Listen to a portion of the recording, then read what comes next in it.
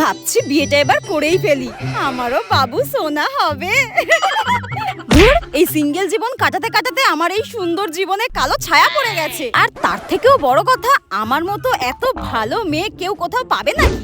আমার মতো রূপে লক্ষ্মী আর গুণে সরস্বতী মেয়ে এই পৃথিবীতে দূরবীন দিয়ে খুঁজলেও কেউ পাবে না। আমার মতো মাল্টি ট্যালেন্টেড মেয়েকে পেতে হলে মন্দিরে 10টা নারকেল ভাঙলেও কিচ্ছু হবে না। আমি যেমন বাসন মাজতে পারি, তেমন রান্নাও করতে পারি, ঘরও গোছাতে পারি, কাপড়ও কাচতে পারি। মাঝে মাঝে তো আমি ভাবি আমার এত ট্যালেন্ট রাখবো কোথায়। এই ভেবে ভেবে তো আমার রাতে ঘুমও আসে না। বিয়ের পর বাসন মাজা, রান্না করা, বরকে খাইয়ে দেওয়া সব করব।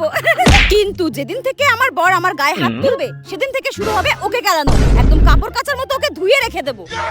ভাবছি বিয়েটা পালিয়ে মন্দিরে করব, নাকি বাবার টাকা ধ্বংস করে 7 গ্রামের লোককে ডেকে গান্ডে পিন্ডে গিলিয়ে অনুষ্ঠান করে করব। যা হবে হবে, আমার তো বিয়ে করা নিয়ে কথা।